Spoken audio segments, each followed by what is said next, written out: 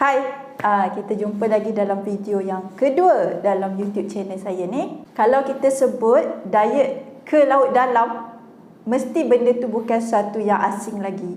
Mungkin anda sendiri pernah mengalami situasi ini ataupun orang-orang yang terdekat dengan anda.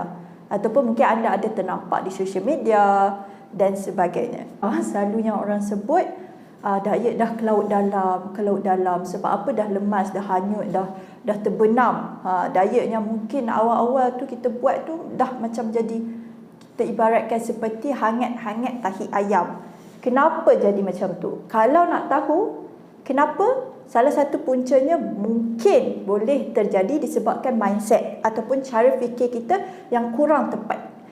Jadi sebelum anda nak mula diet ataupun mungkin anda dah mula, cuba betulkan mindset ini. Cuba betulkan cara fikir ini supaya diet anda boleh bertahan selama mana ia masih sesuai dengan anda. InsyaAllah kalau boleh kita nak yang berterusan lah. Bukan sesuai untuk anda saja tapi sesuai untuk dari segi sosial, untuk satu family, satu keluarga dan sebagainya, supaya tak membebankan atau menyusahkan mana-mana pihak.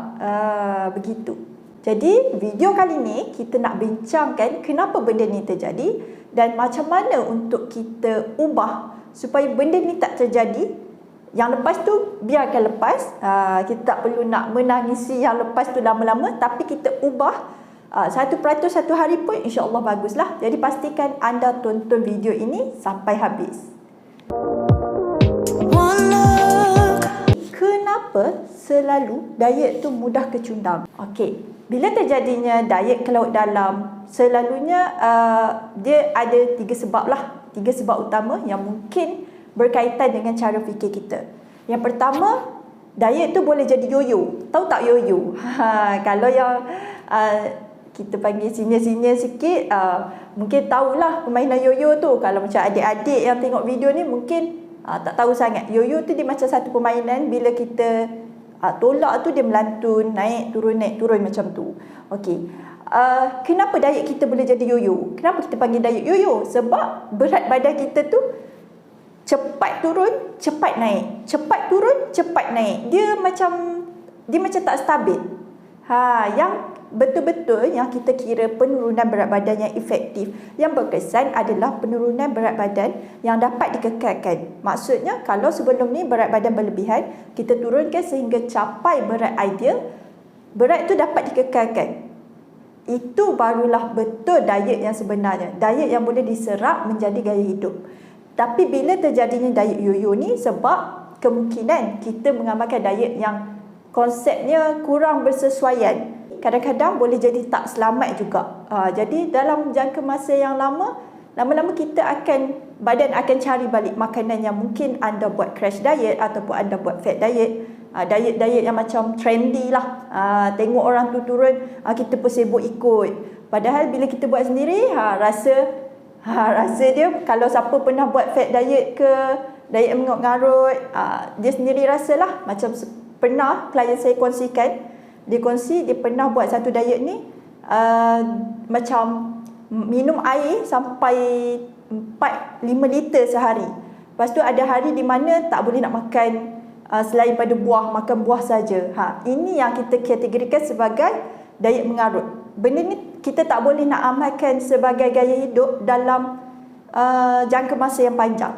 Jadi yang pertama, kena betulkan mindset, jangan ataupun elakkan diri daripada buat konsep diet yang mengarut, yang boleh menyebabkan diet anda tu tak stabil. Kita nak diet yang boleh dijadikan gaya hidup.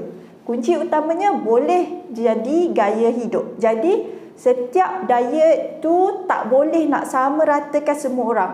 Tak boleh nak fit semua orang. Macam mana baju, kita ada banyak saiz, kita ada potongan yang berlainan. Macam tu juga diet. Jadi kalau yang nak tahu lebih lanjut, mungkin dia keliru, tak dapat jawapan bila dia nak eksperimen sendiri. Eksperimen boleh, tapi jangan sampai membahayakan nyawa anda.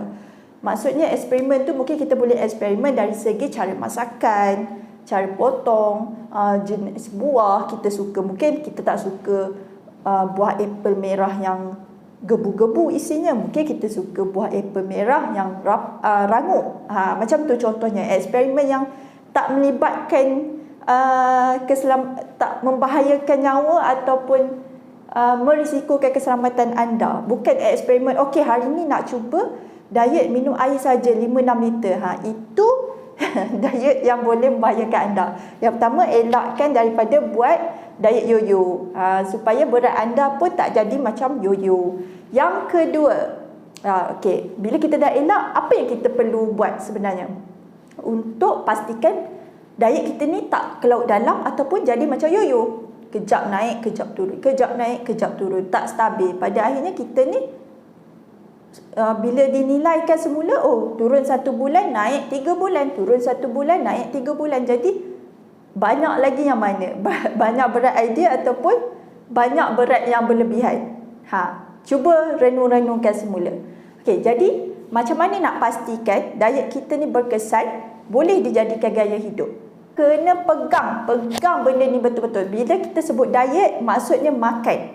Diet makan. Bila kita terlampau lapar, macam nak pingsan dan sebagainya, itu mesti dah salah konsep diet. Diet dia kena makan cukup lengkap, cukup untuk bagi kita tenaga, untuk naikkan kita punya kualiti hidup. Kalau kualiti hidup makin merosot, kualiti hidup tu maksudnya bila kita beraktiviti harian, buat kerja dengan semangat, tak rasa mengantuk, tak rasa lesu, tak rasa cepat penat, itu maksudnya kita punya diet tu baguslah. Jadi diet kita kena faham makan. Jadi kalau makan, tak bolehlah lapar lagi kan. Makan dia kena kenyang, cukup untuk kita melakukan aktiviti. Ikut pada aktiviti kita lah. Kalau yang diet tak makan tu, minum air saja tu, tak tahulah nak cakap apa. Betapa ruginya kita yang masih ada nikmat untuk mengunyah, menggigit dan sebagainya. Abaikan nikmat kita tu semata-mata terlampau obses nak kejar angka dekat penimbang, nak turun cepat. Nak lawan dengan orang lain. Kenapa nak lawan dengan orang lain? Sedangkan kita punya peperangan tu sepatutnya peperangan dengan diri kita sendiri, diri kita yang semalam. Kalau kita berperang dengan orang lain, maksudnya kita dah limit, kita dah hadkan diri kita. Sebagus mana orang tu, tahap tu je bagus kita. Sedangkan mungkin kita punya keupayaan mungkin jauh lebih bagus pada tu sebenarnya kita boleh capai. Dah macam berceramah pula. Okey, jadi bila kita sebut diet maksudnya makan. Kalau tak makan tu puasa. Kalau anda tak makan tu mungkin anda berpuasa lah, kita tak panggil diet. Diet tu bukannya tak makan, tetapi diet tu adalah cara makan seseorang. Dari segi jadual makan tak sama setiap orang, dari segi jenis makanan, pilihan makanan tak sama, jenis masakan, jenis buah-buahan, jenis sayur-sayuran, jenis nasi, setiap orang takkan samalah. Takkan sama, sebab tu ada banyak berjuta-juta jenis makanan dalam dunia ni, insyaAllah. Jadi pilih yang paling bersesuai dengan anda. Dan yang terakhir sekali adalah jumlah makanan. Jumlah makanan ni pun tak sama, setiap orang tak sama. Walaupun mungkin berat seseorang tu sama dengan si A dengan si B, tapi tak semestinya sama. Sebab banyaklah faktor-faktor yang mempengaruhi ni, contohnya aktiviti dan sebagainya. Dia punya target pun tak sama. Ada orang mungkin target dia nak turun sebanyak ni je, ada orang target macam ni. Okey, itu yang kedua lah. Kita kena faham konsep sebenar diet, iaitu diet tu makan dengan betul supaya benda tu boleh diserapkan sebagai gaya hidup anda lah. Okey, baiklah. Yang terakhir sekali adalah start small. Mula dengan apa yang ada, mula dengan apa yang anda selesa. Jangan terikut-ikut ataupun terlampau nak sesuatu tu nak cepat. Dia lebih kurang nanti kalau kita tak start small, dia akan jadi macam yo-yo balik. Jadi mula dengan apa yang ada, mula dengan apa yang anda selesa. Mula sekecil-kecil langkah. Dan setiap langkah tu kita kena hayati dan hargai. Maksudnya kalau kita tak hargai proses untuk kita capai sesuatu benda tu, kita tak akan pernah rasa puas. Dan benda tu macam, contohlah, kita drastik, kita buat satu perubahan tu drastik. Andai kata misal seseorang tu dia makan nasi, sekali makan nasi tu penuh pinggan nasi sahaja. Lepas tu dengan kuah banjir dan sebagainya, minum air manis. Jadi setiap orang, contohlah si A dengan B makan macam ni. Mungkin si A, langkah pertama, sekecil-kecil langkah yang dia buat adalah kurangkan nasi daripada 5-6 senduk tu, dia kurangkan jadi 4 senduk. Itu adalah sekecil-kecil langkah dia. Okey, ataupun B, dia makan yang sama, dia minum air manis kan tadi. Dia tak kurangkan nasi tapi dia kurangkan air manis, air bergula. Daripada air gula tu, dia terus tukar. Daripada 5-6 kali minum air gula sehari, dia tukar jadi 4-5 kali untuk minggu pertama. Minggu seterusnya turun lagi. Jadi benda ni kita taklah rasa macam mengejut, terkejut dan akhirnya rasa macam aku tak mampu. Sebab apa kita selalu rasa tak mampu? Sebab kita terlampau memaksa diri. Kita terlampau nak gah, nak bermula tu, nak mula dengan besar. Mula dengan sekecil-kecil langkah dan hargai setiap pencapaian kecil. Daripada pencapaian kecil ini kita raikan kejayaan kita, barulah kejayaan kecil yang dikumpul akhirnya akan membuahkan kejayaan yang lebih besar. Dan kita kena ingat diet ni adalah gaya hidup. Dia tak ada tamat tempoh. Maksudnya kalau boleh kita nak amalkan sepanjang umur kita lah, insyaAllah. Melainkan mungkin ada situasi tertentu. Contohnya waktu tu kita hamil, kita menyusu, keperluan tu mungkin berubah sikit lah. Jadi diet tu mungkin kita akan ada dari segi pilihan makanan lah berubah sikit. Tapi dari segi konsep tu kita kena pegang konsep yang betul-betul, yang tepat dan bersesuaian dengan kita punya hidup. Bukan bersesuaian dengan hidup orang lain. Jadi nak tahu apa yang perlu kita nilai untuk memastikan diet tu bersesuaian dengan kita, kena tengok video yang mungkin selepas ni saya upload pula lah dalam minggu depan, insyaAllah. Bye-bye. Assalamualaikum. Nak lagi celak diet?